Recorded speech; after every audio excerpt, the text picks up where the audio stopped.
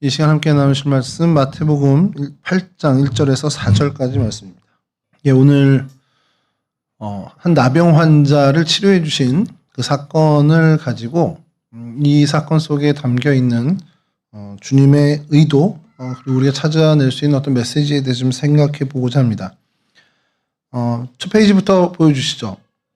오늘의 주제는 깨끗함입니다. 근데 그 깨끗함이 우리가 생각하는 그런 어떤 청결, 요런 것과는 조금 이제 결이 다른 말씀과 동행하는 삶에 대한, 그리고 그것이 이 시대의 그리스도인들이 살아가야 하는 그 반듯함, 이것을 좀 얘기하는 주제를 가지고 얘기해요.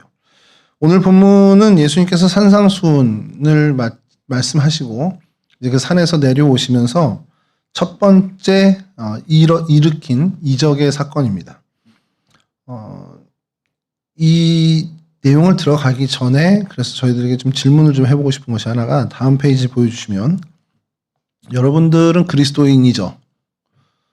대답하셔도 됩니다. 이렇게 좀 위축되지 말고. 그리스도인인데 여러분들이 신앙을 가진 예수를 믿는 사람, 그러니까 그리스도인이라는 표현도 좋고 성도라는 표현도 좋고 신자라는 표현도 좋습니다. 여하튼 여러분들이 크리스찬이고 또 그렇지 않은 사람들이 있어요. 크리스찬과 크리스찬이 아닌 사람과 차이 중에 결정적인 차이가 뭘 것 같냐라는 걸 좀 생각해 보자라는 겁니다. 제일 핵심은 사실 믿음입니다.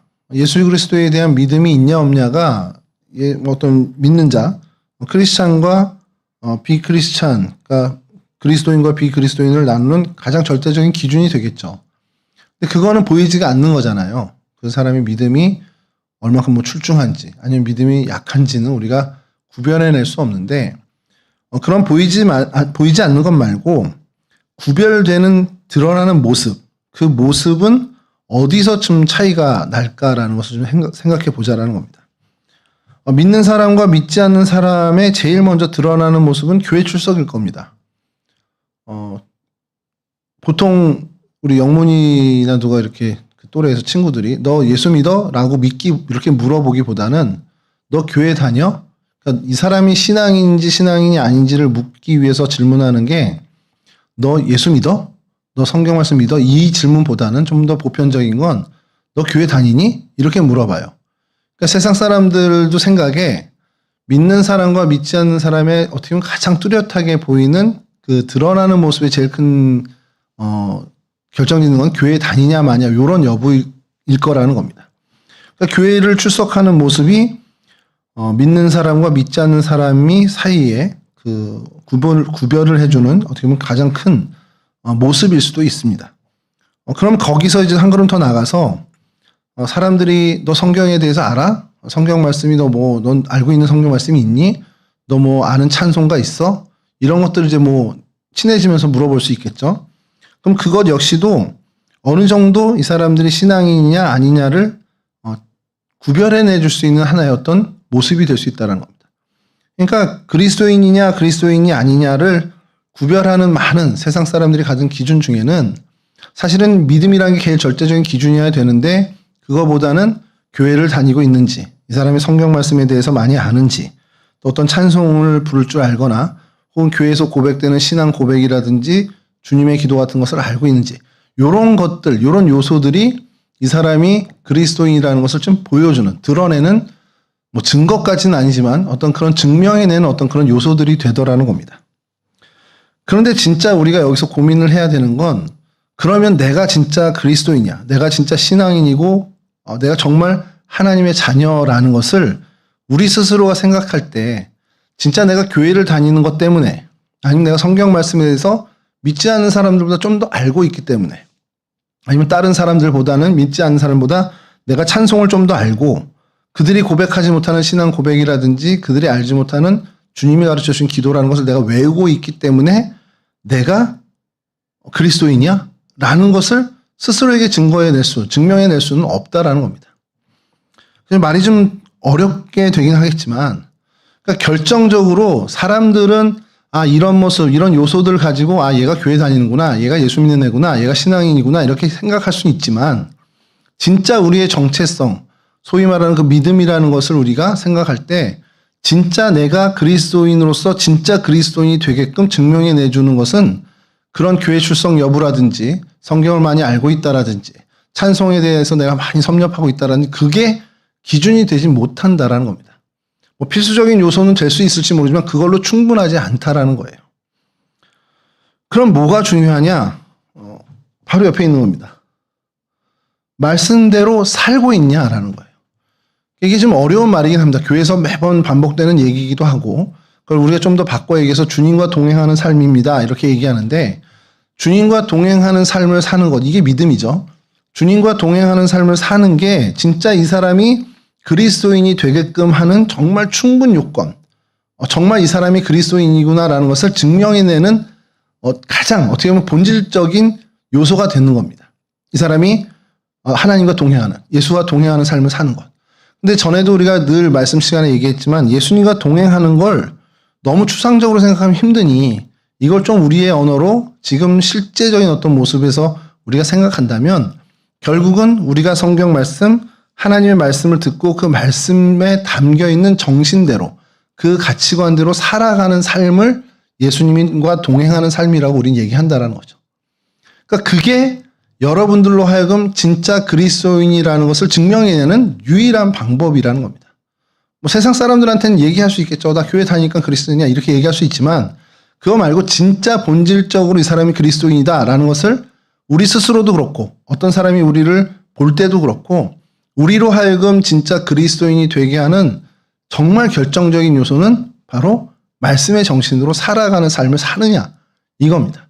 그러니까 어떤 사건을 볼 때 그리고 어떤 사건을 대하는 나의 태도, 반응하는 나의 모습이 정말 주님의 가치관, 말씀의 정신의 그 가치관에 맞게끔 반응하고 그 기준으로 살아가냐 그것이 우리로 하여금 그리스도인이냐 아니냐 이걸 판가름하게 만드는 것이라는 거죠.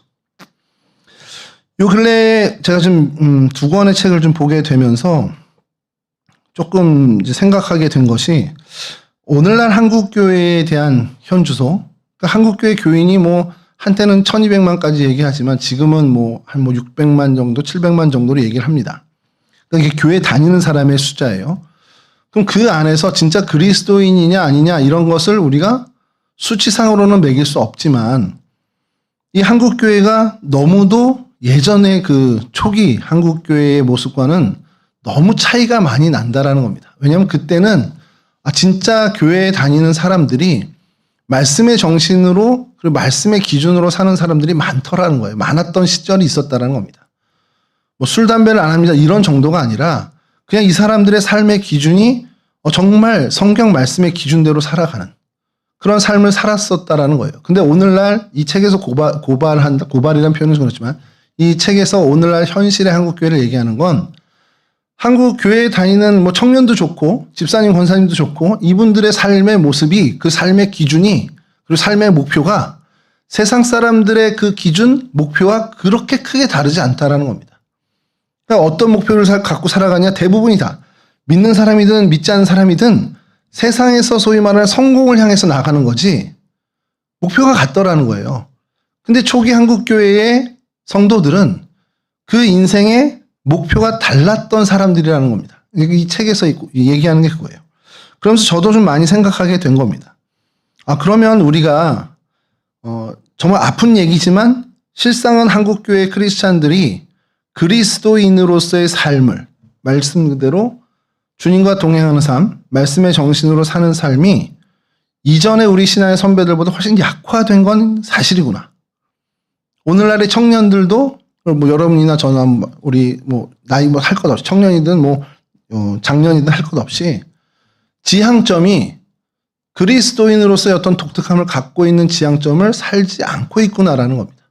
그러니까 세상 사람들과 비교했을 때 크리스찬 20대 청년과 비그리스도인 20대 청년의 삶의 지향점이 삼성전자 취업 다 똑같다라는 거예요. 그러니까 좀 다르지 않다라는 겁니다. 그 얘기를 하자는 거예요. 그럼 왜 이렇게 됐느냐 이걸 좀 살펴볼 필요가 있죠. 왜 우리가 말씀대로 살아가는 힘을 잃었을까? 한국교회가 그리고 한국교회 성도가 왜 이 말씀의 정신, 말씀의 기준을 잃어버렸다까지는 아니더라도 이렇게 흐려지게 됐냐, 약하게 됐냐라는 것을 생각해 볼 필요가 있다는 겁니다. 다음 페이지 보여주시면 그래서 많은 사람들이 지나는 거. 그럼 우리가 성경 공부를 하는 게 많이 시간을 잃었나? 말씀을 가까이 하고 말씀을 공부하고 말씀을 접하는 시간을 우리가 많이 놓쳤나? 이런 반성을 해본 겁니다. 근데 초기 한국 교회와 지금 현재 2000년대를 살아가는 한국 교회의 내부에서의 어떤 말씀을 접하는 기회라든지 말씀을 대할 만한 어떤 시간이라든지 이것을 따져보면 지금이 훨씬 더 풍요롭습니다. 그때는 말씀을, 그러니까 성경책 구하는 것도 어려웠고, 성경책을 하는 건 구하는 것 자체도 어려웠고, 성경을 구해도 읽을 수 있는, 해독률, 그러니까 문맹률이 너무 높았기 때문에 읽지도 못하는 사람들이 너무 많았고, 그러니까, 사경회라고 해서 말씀을 읽어주는 시간이 있었어요, 교회에서. 그러니까 다 모르니까, 까막눈이니까, 많은 수가 까막눈이니까, 그냥 말씀을 한 분이 읽어주는 거예요. 그리고 그냥 그거 앉아서 듣고 있는 겁니다. 그게 사실은 사경회의 시작이에요. 그런 시절이었습니다. 그리고 설교 말씀? 그때는 그 말씀을 들으려고 마을마다 교회가 있는 게 아니니까 몇 리 넘어 있는 교회를 찾아가야 되는 거예요. 그렇게 수고를 들여야만 설교 말씀을 뭐 한 달에 한 번이나 일주일에 한 번 겨우 들을까 말까 하는 시절이었습니다. 오늘날은 어떻습니까? 어플 하나만 깔아도 성경 말씀은 뭐 차고 넘치죠. 뭐 개역개정 뿐입니까? 새번역, 새한글 성경, 우리말 성경, 뭐 쉬운 성경, 뭐 정말 많습니다. 성경 공부 책이요, 기독교 서적 가지 않고 뭐 교보문고만 가도 기독교 코너에 성경 공부 교재가 차고 넘칩니다. 설교 말씀은 어떻습니까? 유튜브 클릭 한 번으로 정말 세상을 넘나든, 심지어 저 바다 건너에 있는 그 외국어로 설교하는 목사님의 설교까지도 들을 수 있는 시절입니다. 그러니까 성경 공부를 접하는 시간, 말씀을 접하는 시간이 절대적으로 빈곤해서 우리가 말씀을 잃었다? 이거는 아니라는 거죠. 훨씬 더 풍요롭습니다. 훨씬 더 말씀의 홍수에 넘쳐나는 삶을 2000년대 교인은 살고 있습니다. 근데 왜 말씀에 대해서 더 흐릿해지고, 말씀에 대해서 더 우리가 기준이 약해지고, 말씀대로 살아가는 말씀의 정신이 이렇게 약해졌을까? 그걸 이제 생각을 해봐야 되는 거죠. 그래서 그 진단은 뭐 하나일 수 있어요. 우리가 세상의 어떤 생각과 가치관에 너무 잠식당했다라는 거. 그러니까 말씀에 접하는 시간이나 이런 어떤 절대적인 물리적인 시간이 부족해서가 아니라 이것 말고 너무 신경 쓸 게 많아진 겁니다. 말씀 외에, 주님과 동행하는 신앙의 삶 외에 신경 쓸 게 너무 많아져서 그거에 신경을 쓰다 보니 이것은 덜 신경 쓰게 되고 또 그것에 어떻게 보면 말씀에 더 몰입하면서 말씀이 지향하는 삶의 목표를 상실하게 됐다라는 것이 한국교회 현 주소라는 거죠. 말씀대로 사는 거는 좁은 길, 십자가를 지는 삶이라고 보통 이제 우리는 정의를 합니다. 그러니까 말씀대로 사는 건요, 세상에서 세상 사람들이 얘기하는 성공의 길과는 하나도, 그것과 비교하면 하나도 매력이 없습니다. 세상에서 여러분들에게 계속 속삭일 겁니다. 야, 이제는 주식을 투자해야 되는 시기야. 야, 이제는 가상화폐, 비트코인이라든지 가상화폐도 고려해야 되는 시기야. 이런 얘기들을 굉장히 세상의 지혜처럼 여러분들이 들을 겁니다. 앞으로 더 들을 거예요. 근데 그 얘기는 뭡니까? 그들이 얘기하는, 세상에서 얘기하는 뭐 가상화폐가 됐던, 증권이 됐던, 주식이 됐던, AI가 됐던 이 얘기는 결국 그것을 활용해서 뭘 이루라는 겁니까? 이 세상에서 부유해지고, 어떻게 보면 그들이 얘기하는 행복, 훨씬 더 풍족한 삶을 살라라는 게 목표입니다. 그러기 위해서 가상화폐 투자, 뭐 부동산, 뭐 요즘 금두 투자라고 그러면 여러 뭐 지혜를 얘기합니다. 그 굉장히 매력이 있어요. 아, 그래, 그렇게 살면 이런 집도 살 수 있고 저런 아파트에 저 한강 뷰가 보이는 리버뷰 이런 데서 살 수 있는 어떤 그런 것을 꿈꾸게 만들어줍니다. 근데 그 말씀이 얘기하는 건 뭡니까? 야, 너 좁은 길 걸어야 돼. 너에게 주어진 십자가를 지어야 돼. 굉장히 불편한 얘기만 하는 거예요. 그리고 그 끝이 그럼 그래요. 십자가의 길을 걷고 내가 좁은 길을 걸어요. 그럼 마지막에 정말 풍요로운 삶을 살 수 있는 겁니까? 근데 그렇지도 않아요. 목표하는 게 그게 아닌 겁니다.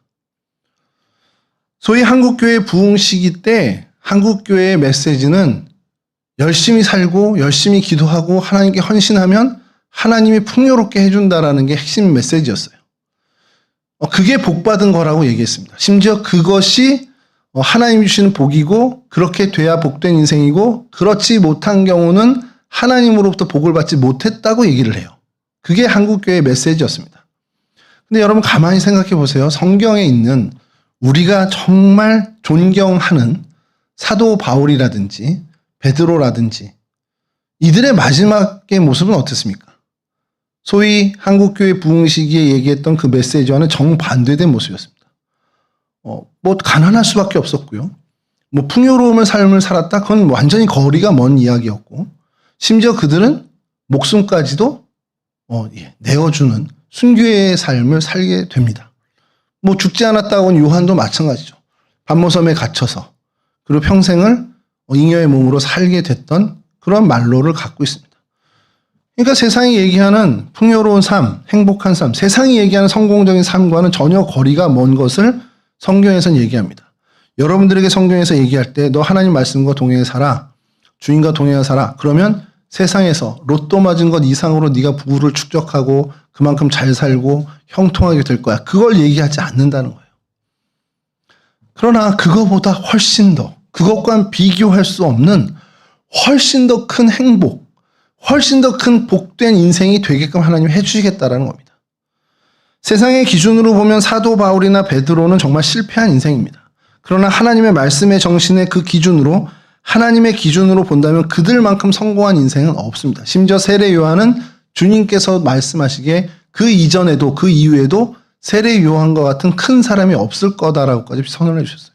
근데 세상의 기준으로 세례 요한을 보면 그는 빈들에서 거처했던 빈곤한 사람이었고 마지막엔 결국 권력에 의해서 처참하게 사형을 당하는 그런 비참한 인생일 수밖에 없었습니다.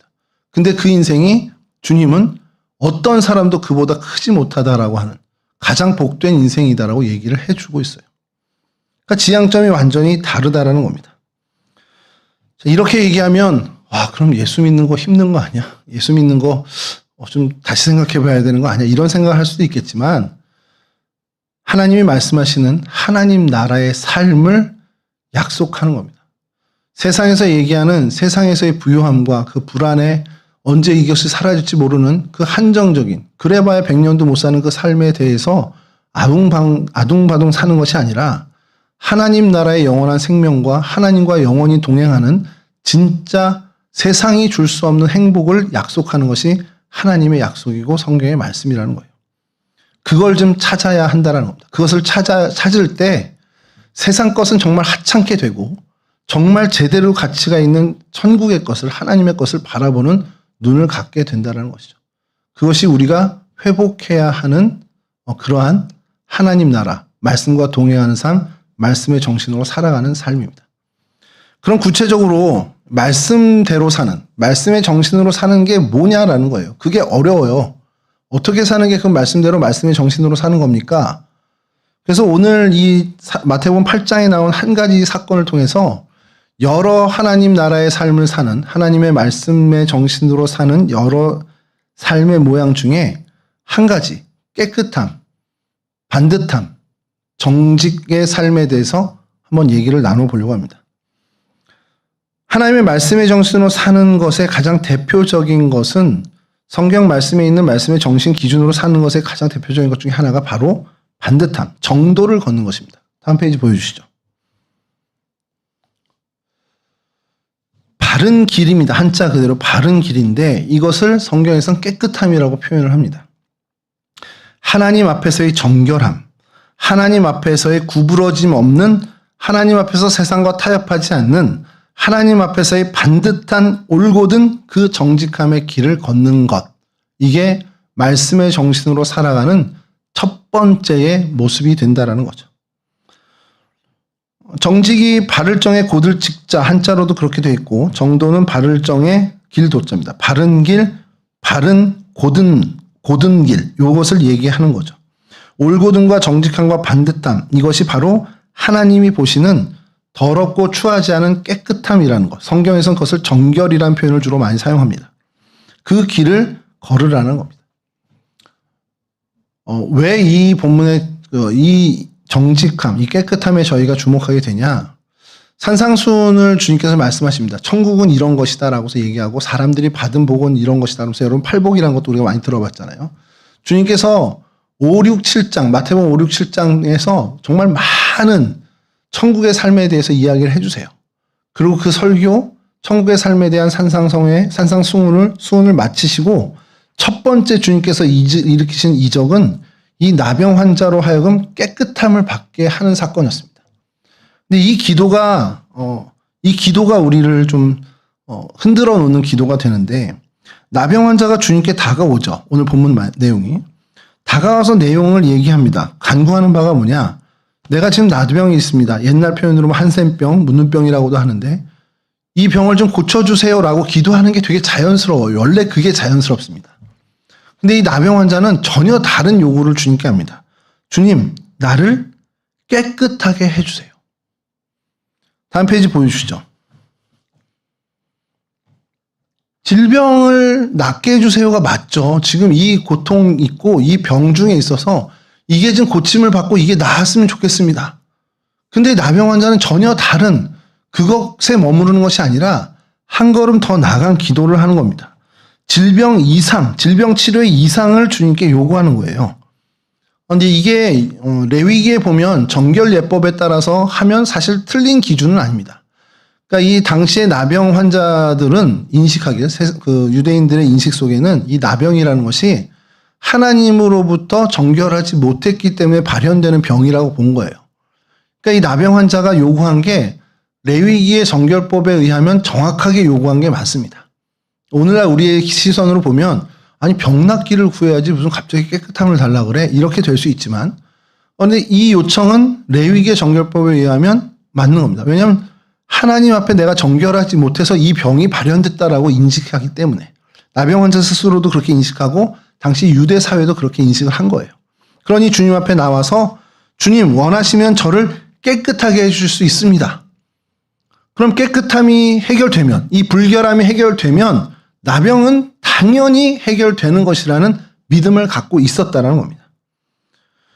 그러니까 예수님께서도 그 이야기에 그 간구에 즉각적으로 반응을 하셔서 그래 내가 너를 고쳐줄게가 아니라 그래 내가 너를 깨끗하게 해주겠다. 이렇게 말씀하시는 거죠. 근데 이 깨끗함이 다시 성경으로 돌아와서 얘기하면 반듯함이고 정결함이고 올곧음이라는 겁니다. 오늘 한국교회 그리고 이 땅을 살아가는 그리스도인에게 갖춰져야 하는 이 부분은 결국 하나님 앞에 우리가 이 반듯함을 회복해야 한다는 거예요. 왜냐하면 지금 한국교회는 한국 그리스도인들은 이 나병 환자가 걸린 것과 같은 정결함을 잃은 것으로 인한 여러 질병들이 발현된 것과 같은 모양이라는 겁니다. 복음의 능력도 약화되고 말씀의 정신으로 살아가는 건 더더욱 힘이 없고 세상 사람들이 지향하는 그 이야기와 그들의 어떤 현혹, 그들의 어떤 이야기에 저항하거나 대항하거나 아니면 그들의 말에 잠식당하지 않을 만한 그러한 주관, 확실한 신앙관도 상실해 놓은 상태라는 겁니다. 그러니까 이 올곧음, 이 반듯함, 하나님 앞에서 이 정결에 대한 열망이 우리가 다시금 생겨나야 하나님 말씀에 대한 어떻게 그 말씀의 정신으로 살아가는 그 올곧음을 우리가 가질 수, 회복할 수 있게 된다는 것이죠. 하나님 앞에서 이 불결함으로부터 회복되는 것, 하나님이 이 땅에 정말 혼탁함에서 우리로 하여금 정결함을 갖게끔 하시는 그 요구에 바르게 응답하는 모습을 우리가 가져가야 한다는 것이죠. 그것이 오늘 우리에게 주어진 말씀의 정신으로 사는 어떻게 보면 가장 주된 모양의 그 행동과 삶의 양식, 신앙의 태도가 된다는 겁니다. 자, 깨끗함에 대해서 좀 잠깐 살짝 얘기를 좀 하면, 저는 깨끗하게 살아온 그런 어떤, 글쎄요, 대부분의 남자들이 그렇지만 막 청결하게 사는 그런 청소년기나 청년기를 보내진 않았습니다. 근데 대부분의 우리 자매들은 그래도 좀 깨끗하게 지내오죠. 그러니까 보통 이런 남자들과 이런 여자들이 만나서 결혼을 하면 신혼 초에 많이 다투게 되는 얘기가 이 깨끗함을 갖고 좀 많이 다투게 됩니다. 남자를 향해서 너 왜 이렇게 안 씻어? 너 이거 좀 깨끗하게 해주세요. 남자들은 안 그렇죠. 이거 뭐 하루 입었는데, 이거 좀 더 입어도 되지? 아니면 뭐 정리정돈 부분에서도, 이거 내가 볼 땐 괜찮은데? 근데 이게 와이프의 입장에서는 너무 기준이 안 맞는 거죠. 그러니까 좀 더 깨끗한 사람과 덜 깨끗한 사람이 만나면 충돌이 일어나는데, 여기서 재미난 것이 그러면 중간 어디쯤에서 합의점이 돼야 되잖아요. 이만큼 깨끗한 사람과 요만큼 덜 깨끗한 사람이 만나면 중간 어디쯤에서 이게 좀 돼야 되잖아요. 무슨 말인지 알겠죠? 중간 어디쯤에서 이 가정 수준이 돼야 되는데 그렇지가 않고 이 깨끗함이 오히려 많이 손상을 받는 기준으로 내려가는 현상을 보인다라는 겁니다. 그러니까 쉽게 얘기해서 여자들이 더 깨끗하게 산다면 손해를 보는 경우가 좀 많이 생기는 거죠. 뭐 저도 개인적으로 좀 그런 게 있어요. 저는 집사람 때문에 좀 더 깔끔을 떠는 사람으로 20여 년이 지나니까 조금 바뀌어 있었는데 집사람은 손상이 좀 받은 거죠. 그러니까 본인이 깨끗한 것은 뭐 문제는 없는데 본인의 기준이 많이 내려갈 수밖에 없는 거예요. 주변이 혼탁해져도 그냥 이제 그러려니 참아내는 거에 익숙해지게 되는 거죠. 근데 세상에서 그리스도인들이 이렇게 살아가게 되더라는 거예요. 그리스도인들은 이 깨끗함과 정결함을 갖고 살아가야 돼요. 근데 세상은 전혀 그 깨끗함과는 무관한 혼탁함을 갖고 살아갑니다. 근데 우리는 세상과 등지고 살 수 없고 수로 생활을 할 수 있는 게 아니니까 이 세상에서 우리가 살아가다 보니 결국 그 혼탁함 속에서 우리가 조금 손상을 받을 수밖에 없다라는 거예요. 근데 이 손상을 기꺼이 받으라는 겁니다. 그러나 기준을 결혼 생활에서 낮추는 것처럼 하지 말고 그 기준만큼은 우리가 놓치지 않고 살아가야 하는 그러한 인생이 되어야 한다는 거예요. 그럼 그 결과가 어떻게 되냐? 우리로 인해서 이 깨끗함에 있어서 열세가 있었던 이 혼탁한 세상은 깨끗한 그리스도인으로 인해서 조금은 나아지는, 조금은 깨끗해지는 세상이 되더라라는 겁니다. 그게 초대교회의 사회의 모습이었고 이 한국 땅에도 한국 초기 교회의 이 역할로 인해서 한국 사회가 조금은 어떻게 보면 선진화되는, 조금은 깨끗해지는, 조금은 정결해지는 그러한 모양을 가졌었다라는 겁니다. 그러니까 결국은 이 깨끗함에 대해 갈망을 갖고 이 깨끗함에 대해서 내가 비록 좀 손해보고 내가 손상은 받지만 이 기준을 놓치지 않는 그 교회 공동체로 인해서 그들이 속한 사회는 좀 더 하나님 나라에 가까운 좀 더 깨끗한 사회로 바뀌어 가더라는 겁니다.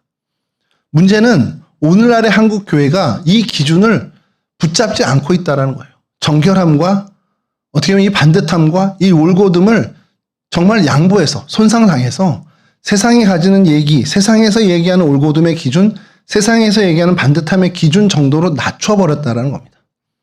그러니 세상을 좀 더 깨끗하게 끌어올 수 있는 힘이 없어졌다는 거예요. 예를 들어서 돈을 버는 문제에서 그렇게 보시죠. 세금을 탈루하고 세금을 어떻게 보면 좀 탈세를 하는 것들을 세상에서는 그것을 범법임에도 불구하고 요령이라고 얘기하고 어떻게 보면은 지혜라고 얘기할 때가 있습니다. 불법이 아니다, 편법이다 이렇게 얘기해요. 똑같은 말인데도 불구하고 말장난으로 그렇게 하죠. 근데 세상이 그렇게 돌아가다 보니까 믿는 그리스도인들도 심지어 교회 공동체도 그 기준대로 하더라는 거예요. 물건을 살 때 카드로 하면 이거 그냥 한번 지나가는 얘기로 하겠습니다. 물건을 살 때 카드로 결제를 하면 10%의 부가세가 붙습니다. 10,000원짜리를 사면 1,000원의 세금이 붙어요. 그리고 뭐 카드 수수료 붙겠죠. 근데 카드 수수료는 일단 빼고 얘기합시다. 그러니까 이 물건을 파는 사람이 현금으로 하면 11,000원이 아니라 그냥 10,000원에 드릴게요. 얘기를 합니다. 그러니까 교회에서도 그래요? 그럼 1,000원이 싸네? 10%가 싸네? 라는 생각으로 현금을 주고 그 물건을 가져오게 됩니다. 아무 문제 없죠. 여러분들 이렇게 보면 오히려 교회에서는 교회 재정을 1,000원을 아꼈으니까 지혜로운 거네 얘기를 합니다. 근데 이게 어떤 결과가 보였냐면 이 판매업자가 그만큼 현금으로 하면서 세금을 안 내겠다는 겁니다. 그러니까 이 사람의 탈세를 돕는 거가 되는 거예요. 우리가 근데 아니요 괜찮습니다. 저 그냥 11,000원에 카드로 해서 살게요. 라고 하면 그 매출이 정확하게 국세청에 기록이 되고 그로 인해서 이 사람은 당연히 부가세 10%를 그냥 내게 돼 있습니다. 물론 그게 제가 내는 거죠. 10%를. 그러니까 이 사람이 탈세하거나 탈루를 하는 그 일을 미연에 방지해 주게 되는 거죠. 나는 10% 손해를 본 겁니다. 그러나 그것으로 인해서 세상은 조금은 나아지는, 조금은 정직한 세상이 되더라는 거예요. 아주 그냥 비근한 예일 뿐이죠.